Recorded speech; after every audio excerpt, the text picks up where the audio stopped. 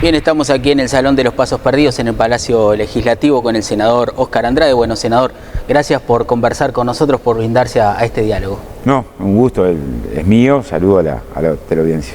Bueno, Óscar, primero que nada quiero consultarle, ¿por qué piensa usted, yo googleando, informándome acerca de su carrera, de su trayectoria, en casi todos los lugares lo presentan como comunista? En ningún lugar usted es ex sindicalista, por ejemplo, bueno, que sí, primero participó de la construcción y de panaderos, también estuvo en el sindicato de los panaderos. ¿Por qué cree que otros políticos por ahí de su misma monta tienen otro seudónimo y usted se lo presenta? Sí, o coordinador de bancada del Senado. Claro. Yo creo que es como por una discusión más larga, pero es cierto que estamos en un retorno a una dinámica de Guerra Fría. Uno ve las elecciones en Chile y los sectores más conservadores intentan justificar el desastre del neoliberalismo diciendo que la opción es entre comunismo y libertad. Algo de esto pasó también en las elecciones en Perú, como reintentar, y acá también. Si mirás el debate sobre la LUC, ha transitado con planteos que son disparatados, pero que se ve que a alguna gente le llegan. Cuando el ministro de Educación y Cultura quiere defender la reforma educativa diciendo si gana el sí, volvemos a la educación soviética, o legisladores han dicho, si gana el sí, vamos a hacer Cuba o Venezuela, intentan incorporar una dinámica que seguramente a algún sector de la población no le cuesta entender, comunica. Y bueno, el desafío nuestro ahora yo creo que está en 3 niveles. Intentar profundizar sobre los artículos de la ley de urgente consideración en sí mismo, sin más. O sea, ¿por qué es regresivo la norma que tiene un diseño institucional que permite al secretario de Inteligencia ocultar información aún a la Suprema Corte de Justicia? ¿Por qué creemos que es un retroceso que el Instituto de Colonización pueda repartir tierras teniendo una tonelada de aspirantes a colonos a quien no va a vivir ahí ni trabajarla? ¿Por qué creemos que es negativo restringir los derechos laborales? ¿O por qué nos parece un enorme error violentar aspectos de la autonomía en la educación? Ese es un primer capítulo. Tenemos que discutir la ley de urgente consideración en sí mismo. Segundo, la ley de urgente consideración en un contexto, que ahí tenemos otra fortaleza de argumentación, que es decir, bueno, a la vez que están recortando derechos laborales, bajan el salario. A la vez que están deteriorando la autonomía en la educación y la presencia de la Universidad de la República y de la ANEP en la Coordinación Nacional de Educación, simultáneamente recortan presupuesto educativo.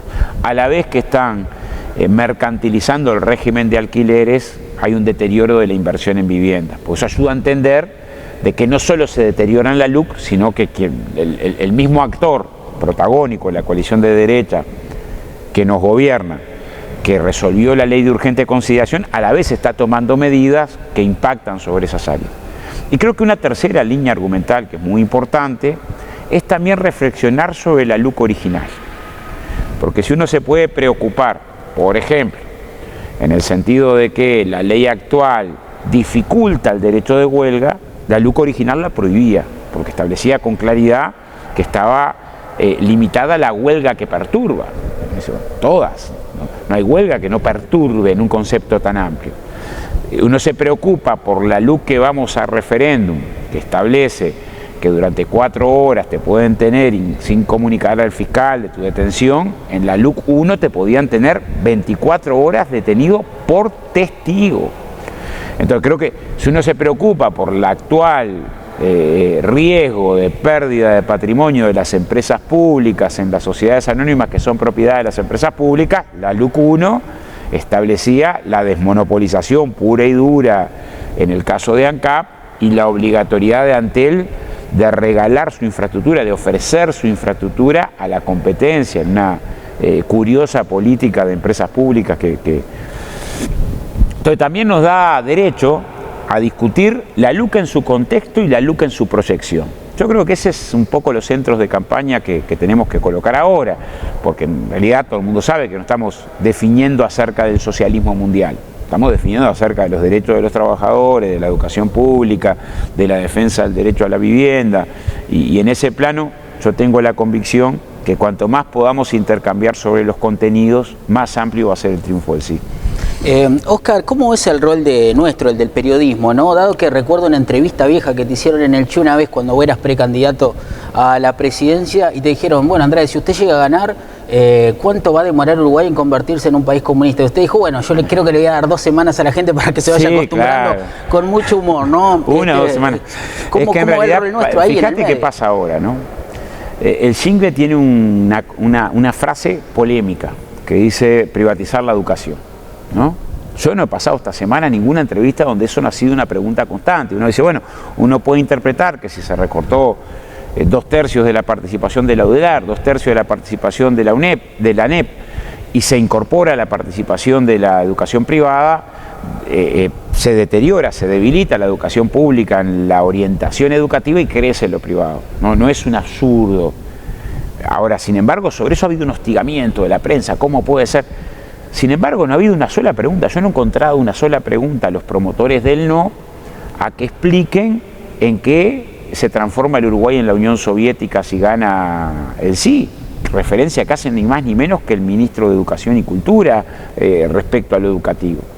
No he encontrado preguntas a promotores del no he encontrado, menos con ese nivel de insistencia, de persistencia, de hacer centro, de hacer eje, acerca de la barbaridad que dice el secretario de Presidencia cuando refiere claramente a artículos que no están en la ley de urgente consideración. Esto no es nuevo, pero durante la recolección de firmas se sostenía una campaña muy dura contra la recolección de firmas en redes que surgía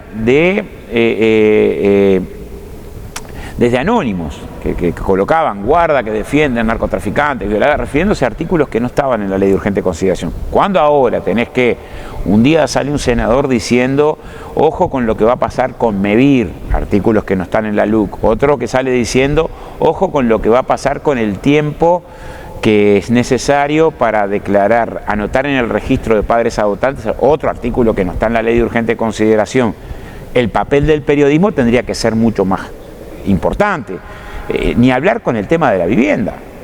A esta altura de la campaña que haya gente que siga diciendo que los alquileres sin garantía son una novedad que va a traer la ley de urgente consideración, cuando los datos de la encuesta continua de hogares son contundentes, de que en Uruguay hay un 71-72% de uruguayos que tienen contrato de alquiler y un 28-29% de uruguayos que tienen alquileres de palabra, y que además en este 71-72% de uruguayos que tiene contrato de alquiler, más los que tienen de palabra, ya en este universo hay un 10%, 9,8%, que contrata sin garantía, más los que tienen de palabra. O sea, es un porcentaje bastante alto los que tienen alquileres sin garantía en Uruguay, que es un elemento que habría que tener en cuenta antes de generar cualquier instrumento que habilite procesos de desalojo de vértigo, express, muy rápido, incomparablemente más duros, sobre todo para el buen pagador. El buen pagador finalizaba su contrato o se iniciaba un proceso de desalojo y tenía un año más otro año del desalojo. Seguía pagando, ¿no? No es que este tiempo no pagaba, seguía pagando, pero mientras seguía pagando llegaba a 800 días, 800 y algo de días para enfrentar el desalojo. Se reduce a 30, es muchísimo, ¿no? O sea, si alguien castiga la ley de urgente consideración es al inquilino buen pagador. Ese es el mensaje que queremos dar. Bueno, parece un mensaje que únicamente abre la puerta, o tiene como efecto abrir la puerta, a que la especulación sea la que determine los ritmos del mercado inmobiliario, cuando además no colocas plazos, no colocas la posibilidad de prórrogas a los jueces, o sea, estableces un mecanismo de muchísima ferocidad. Creo que el desafío que tienen los cooperativistas de vivienda, los trabajadores organizados en sus sindicatos, los colectivos feministas, los colectivos de derechos humanos, los colectivos de las ollas y el Frente Amplio y sectores del Partido Nacional y el Partido Colorado, si bien no muy grandes, que también están vinculados de alguna manera a la campaña del sí, es explicar los contenidos. Es explicar los contenidos, no salirnos de la discusión de los contenidos, por más que a veces es difícil, porque es muy intensa la campaña que intenta sacarnos de la discusión de contenido. Luego consultar justamente eso, senador, ¿no? ¿En qué ámbito cree conveniente la discusión? Dado que, bueno, las redes sociales es bastante complicado, también el ida y vuelta, inclusive entre personas que piensan lo mismo, o no se puede puntualizar, no se puede ir al foco. Bueno, usted que es un hombre de comité de base, bueno, arrancó desde muy joven en Enrique Peña, ahí cerca de Villa Felicidad, donde usted nació. ¿Cree que tiene que ser una estrategia? Yo creo que tiene que ser en casa de familia y en centro de trabajo el centro de la acción, más que en comité de base. porque si bien hay que recorrer los comités de base, el comité de base convoca fundamentalmente al Frente Amplista y estamos en un momento de la campaña que es un debate ciudadano. Creo que hay que ensanchar la discusión de pequeñas reuniones, cosa que permita a los vecinos poder despejar todas las dudas que existen en una ley que es compleja, pero miles de reuniones. Pequeñas en el sentido de con 2 o 3 familias que sepamos que no hayan firmado y las convoquemos para poder discutir. Una especie de voto a voto. Sí, digamos. yo creo que tenemos que, aparte de la barriada, que es más bien agitativa, donde uno entrega material, ir planificando semana a semana cuántas se pueden hacer la que viene. Porque es evidente que la línea editorial mayoritaria de los medios masivos de comunicación ha tomado partido. Desde ahí no va a ser que podamos tener la posibilidad de un debate de calidad. Ahora, también es evidente que la fortaleza propia, el diferencial más grande, está en la cantidad de compañeras y compañeros que están comprometidos con el sí y en la convicción militante. Yo creo que ahí está, es la explicación principal a un hecho histórico. No es algo tan popular, digamos, que las cúpulas van manejando la campaña. No, yo creo que es por abajo y con mucha capilaridad, porque tuvimos un aprendizaje muy grande. O sea, a veces la historia enseña más que los textos.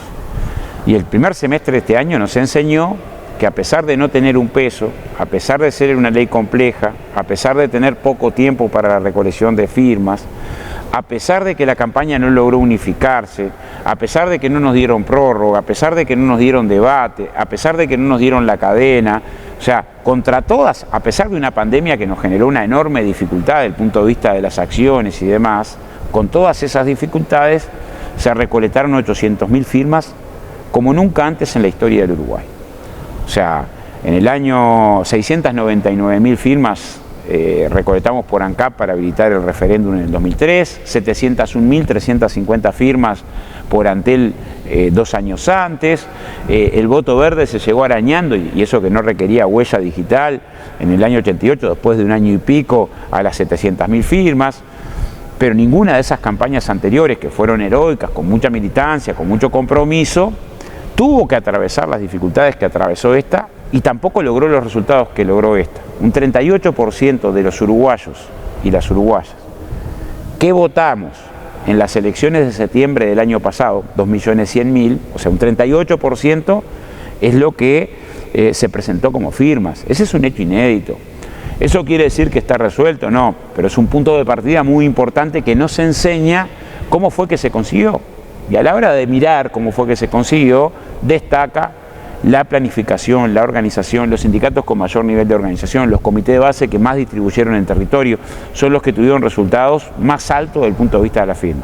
Bueno, creo que hay que apoyarse en ese aprendizaje para una campaña donde seguís teniendo mucha dificultad de espacio en los medios de comunicación, mucha dificultad de debate de calidad con los integrantes de la coalición de gobierno, muchas dificultades financieras, sigue siendo una campaña a pulmón. Bueno, apoyarnos en donde tenemos una ventaja que es la principal, que es el tamaño del pueblo organizado puesto a defender derechos de la inmensa mayoría de los uruguayos y las uruguayas. Óscar, está pasando por un momento complicado económicamente el Frente Amplio, dado que vos lo verbalizás ahora, pero bueno, también es lógico porque no tenés tanta gente en el Ejecutivo, esa gente termina aportando finalmente y esto termina repercutiendo en que esto sea una campaña más austera que tenga también estas características que vos estás dando, ¿no? Es una campaña, yo sigo creyendo, si vos tenés que la inmensa mayoría de los medios de comunicación, diarios, la línea editorial alcanza con ver las líneas editoriales han sido de una ferocidad brutal. Radios, canales, ¿no? Tienen una línea hostil en ese lugar. Aunque tuvieras muchos recursos, tu espacio va a ser un espacio mucho más reducido. Entonces, esa no es la cancha donde vamos a ganar con el sí. Entonces, no sobran recursos para la campaña, ni de los movimientos de trabajadores, ni el movimiento cooperativo, recursos económicos. Pero sí hay una base muy fuerte de cantidad de pueblo organizado. Creo que ahí tenemos que apoyarnos, es decir, esa es la nuestra. ¿Desde dónde tenemos la diferencia? Bueno, hay miles de uruguayos y uruguayas que están dispuestos a poner su casa para invitar vecinos y poder dar una charla. Hay miles y miles de manos dispuestas a abordar la feria, recorrer un puerta a puerta, salir a discutir. Hay miles de asambleas en centros de trabajo donde hay posibilidades de poder discutir abiertamente cuáles son las razones más importantes para obtener un triunfo del referéndum. Que yo le agregaría a estas tres que decía hoy. O sea, la LUC en sí misma. mirada fuera de contexto. Claro, en esencia la norma. La norma. Lo segundo, la LUC y la política que viene aplicando el gobierno sobre cada una de las áreas, que consolidan, demuestran con mucha más claridad. Cuando vos desnudás colonización, bueno, se entiende más la redacción del texto. Lo tercero, la LUC original, porque demuestra hacia dónde va. O sea, cómo piensan la seguridad, cómo piensan la educación. O sea, no estoy mintiendo cuando el ministro viene y dice: dejé apenas representación en el Codicen para los docentes. Si fuera por mí, tampoco ahí dejaba nada, ¿no? Entonces, esto de recortar participación en distintos lugares es un escalón que va en una dirección todavía mucho más dura. Pero un cuarto elemento, que creo que también está bueno colocarlo en la argumentación, es los efectos que ha generado la ley de urgente consideración sometida a referéndum en la política del gobierno, que curiosamente opta por no aplicar la LUC, claramente en el caso de los combustibles, claramente en el caso del precio de la garrafa de Supergas, claramente en el caso de la reforma de la seguridad social. Su postergación tiene una sola explicación: de que es muy difícil en medio de una campaña pro referéndum promover rebaja de jubilaciones. Claramente en el caso del subsidio a los trabajadores citrícolas, donde hace unas semanas atrás el propio presidente de la República iba a salto y sostenía que no iba a haber más subsidio a los citrícolas, llegado a la firma se habilita la condición de que haya subsidios citrícolas. O sea, como que hay un conjunto de medidas que tienen que ver con que el gobierno se puso en campaña electoral. Y ponerse en campaña electoral implica no aplicar algunas medidas de la ley de urgente consideración, y también implica que otras medidas que son parte de un proyecto de país que tiende a retirar el Estado de áreas centrales, ¿no? Que en la rendición de cuentas se votó en la Cámara de Diputados un fondo de universalización de telecomunicaciones donde la plata la ponía el Estado y la usaban los privados. En medio de este proceso, una rendición que entró en junio, al Senado se retira ese artículo, en mi interpretación política, claramente porque era un artículo muy impopular en medio de una campaña pro referéndum. Entonces, la LUC en sí mismo, el contexto en el que se aplican las medidas, la relación de la LUC con la LUC original, y mirar el proyecto de país que encierra la LUC, esto es el conjunto de medidas que se han postergado producto del referéndum, implica que pensemos en qué país queremos vivir después de, no sé, el 13 o el 20 de marzo, que parecen ser las fechas en las que se estaría convocando, si en el que gane el sí y por lo tanto haya que repensar medidas de este tipo, o en el que gane el no y también se destraben un conjunto de medidas que en nuestra interpretación afectan a la gran mayoría de los uruguayos, ¿no?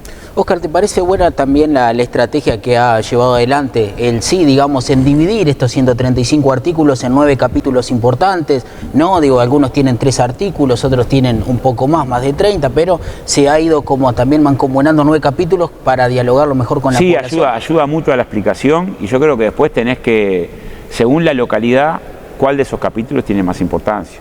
Es obvio que a veces en los jóvenes el capítulo del incremento punitivo, casi de barbarie punitiva sobre la circunstancia de los adolescentes en conflicto con la ley penal, un poco reubica esa perspectiva de lo que fue la baja de edad de imputabilidad, en esta irracionalidad de que cuando votamos la baja de edad de imputabilidad había 900 gurises privados de libertad, pasan 6 años hasta el 2020, bajan los delitos en los que participan los adolescentes todos los años, baja la población adolescente privada de libertad a 270, baja la participación de adolescentes en delitos graves, y tu respuesta es una respuesta que incrementa todas las penas de manera radical: duplicar pena mínima, duplicar pena máxima, duplicar el plazo de prescripción después de la salida o sea, orientar al juez a que tiene que incrementar la pena y no reducirla. O sea, bueno, hay un sector juvenil, bueno, cuando hablas con pequeños productores, lo de colonización es lo que más los estimula para la campaña. Cuando hablas con trabajadores organizados, al recorte de derecho de huelga. Cuando estás con colectivos de derechos humanos, es muy importante esta discrecionalidad que se le da al secretario de Inteligencia para ocultar información. Con el colectivo docente, los temas educativos. O sea, con una parte de los uruguayos que sigue abrevando en la tradición ballista el tema del deterioro de las empresas públicas y el papel de las empresas públicas es muy importante. Entonces, como que habiendo distintos capítulos, depende, en los barrios más pobres, que es donde más existen alquileres sin garantía, el tema del alquiler está arriba de la mesa puesto de manera muy clara. O sea, como que según el lugar donde hagas la campaña, aparte de que está bien que lo penses en capítulos, hay lugares donde determinado capítulo importa más que otro lugar.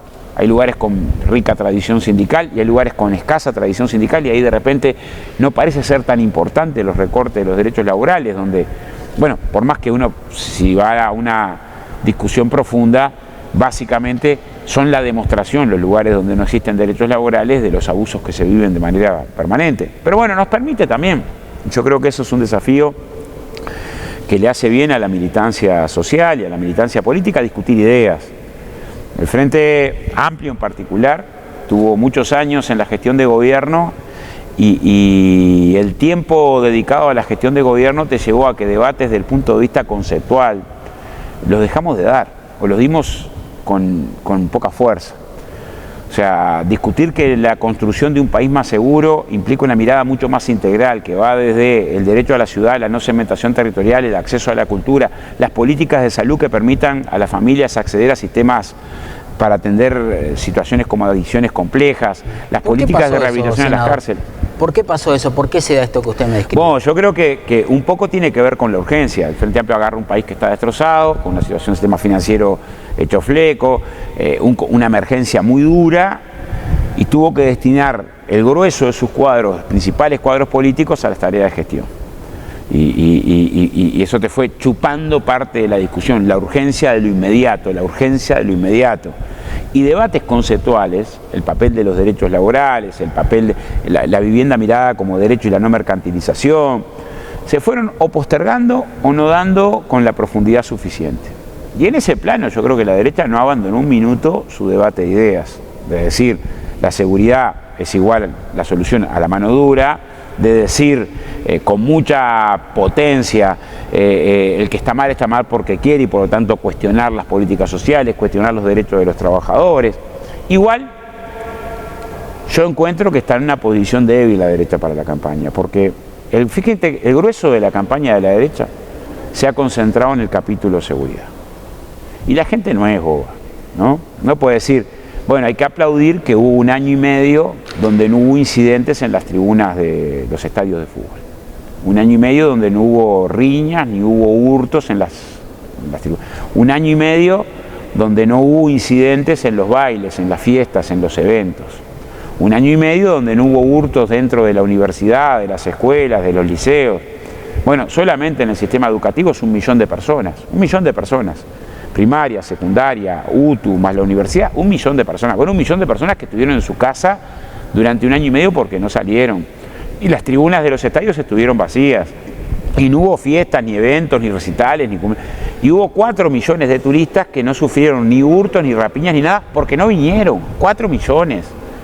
Entonces, pensar en la magnitud de los delitos sin entender lo que pasó en Uruguay es no entender lo que pasó en el mundo, porque los datos de Fiscalía son contundentes de que los delitos bajaron en marzo en Uruguay.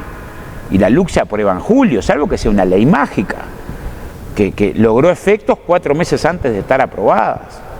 Y además, creo que ese que ha sido el gran argumento que la derecha ha colocado en la cancha, los últimos meses, con incremento de los delitos, este año, que ya vamos arriba de 23 femicidios, donde el año pasado hubo 16, récord de homicidios en las cárceles, aún de homicidios con custodia, lo que es un dato de violencia institucional, los últimos meses con homicidios que están en el nivel de lo que era hace 2 años atrás, 3. O sea, demuestra, ¿no? Y demuestra la recorrida por los barrios, que lejos se puede ser exitista con los resultados en materia de seguridad. Es más, cuando tenés un sistema carcelario que está desbordado, vas a ser mucho más parte del problema que de la solución. Esto es así en Uruguay y en el mundo. Tanto que los países con menos niveles de violencia son países que tienen un ratio de 60, 70, a lo sumo 80 personas privadas de libertad cada 100.000 habitantes. Uruguay está llegando a 380. Y la circunstancia que se genera, cuando están desbordados los sistemas carcelarios, es que son pobres en recursos educativos, pobres desde el punto de vista del trabajo, y terminan generándose más el problema que la solución. Las peores mafias de América Latina nacieron de adentro de las cárceles. Entonces, si este es el argumento principal de la derecha para el referéndum, creo que es un argumento muy débil. porque además se desarma no solamente con el estado de las cárceles, sino con las denuncias que de manera contundente, irrebatible, han presentado los defensores de oficio acerca del incremento de hechos de violencia policial, donde animados a denunciar en audiencia ante el juez 80 casos con lesiones, pero ellos mismos nos comentan de que por cada uno que se anima a denunciar, la mayoría jóvenes pobres o indigentes, hay muchísimos que no se animan a denunciar, y el incremento les puso un poco los pelos de punta. Entonces, si ese es el terreno de la argumentación, creo que es un terreno muy endeble para la campaña, para defender no solo una ley regresiva, sino un proceso regresivo. Porque yo creo que muchos de los errores que tiene la ley de urgente consideración y los artículos que estamos impugnando se deben a votar de apuro improvisado, a falta de estudio, a construir normativas sobre temas complejos de manera simultánea, 30 leyes a la vez, sin tiempo suficiente para escuchar a los especialistas, y en la inmensa mayoría de los casos, en contra de los especialistas, en contra de los catedráticos de derechos humanos, en contra de los catedráticos de derecho penal y criminología, en contra del Instituto de Derecho Laboral, en contra de los que más saben sobre la temática de la vivienda. O sea, si uno recorre la opinión de los expertos sobre estas áreas en las que estamos ahora intentando que el pueblo uruguayo no retroceda, el consenso es muy, pero muy fuerte de que se dieron pasos en un sentido regresivo. Le hago la última, senador, agradeciéndole la amabilidad del diálogo con nosotros. ¿Por qué cree que, por ejemplo, en departamentos como 33, el Frente Amplio juntó más firmas para este posible referéndum que votos en la última elección? Porque no la juntó el Frente Amplio solo y porque no hace falta ser Frente Amplista para estar en contra de que trabajadores que estén movilizados en la puerta de una fábrica porque no les pagan el salario puedan ser despedidos por notoria mala conducta. Yo conozco un montón de vecinos y vecinas blancos, colorados, de distintos partidos que entienden que eso es un despropósito y que desequilibra de tal forma las relaciones laborales que termina estableciendo campo orégano para el vale todo. No hace falta ser Frente Amplista para entender que la mora automática con un recargo del 60%, la mora automática, hay quienes criticaron a Fugan, ¿no? Y en realidad el texto es todavía más duro que lo que dice Fugan. Fugan sacó una campaña que dice: a los 3 días quedás en mora. Y la ley dice: a los 3 días quedás en mora, salvo que estuviera en el contrato la declaración de mora automática. Y conociendo las inmobiliarias, los contratos van a tener declaración de mora automática, que debe pagar el 5 de cada mes, llegó al 6, y no solamente quedé en mora, sino que tengo un recargo del 60%. Esa familia le genera un enorme problema, porque si pagó un día tarde, porque la empresa se retrasó en el pago, no va a pagarle al otro día a la empresa con un 60% de recargo en el sueldo para poder hacer frente a la deuda más alta de alquiler. Entonces, ¿hace falta ser Frente Amplista para tener una sensibilidad contraria a esto? No, claramente no. Cualquiera que estudie el tema de la vivienda, la situación de calle o el asentamiento irregular es el escalón último, tiene un escalón atrás, que es el que alquilan de palabra en condiciones de dificultad. A eso le ponemos desalojo de manera urgente. Bueno, es un profundo error. Entonces, el desafío nuestro es salir del esquema Frente Amplio Gobierno y dar un debate ciudadano, porque la autonomía no es patrimonio del Frente Amplio, es un patrimonio del vallismo, de Varela, de Pivel de Voto, y de la amplitud que logremos en la campaña, creo que va a depender mucho la amplitud del triunfo del sí.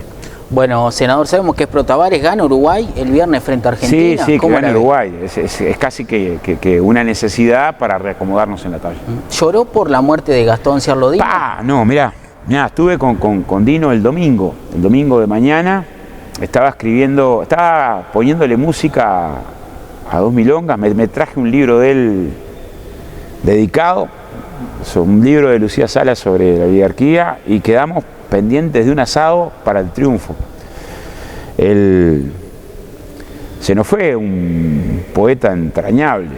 O sea, amanecí con ese mensaje falleció Dino de un infarto, qué tristeza, y hasta ahora no anda amargado, es una noticia muy triste. ¿Cuál fue la última vez que lloró, senador? Y con esto cerramos. Ya que recién estuve por llorar cuando le hice el homenaje a Dino en la sesión. Bueno, muchas gracias, senador, por estar con nosotros. Óscar Andrade, aquí en Teleandro.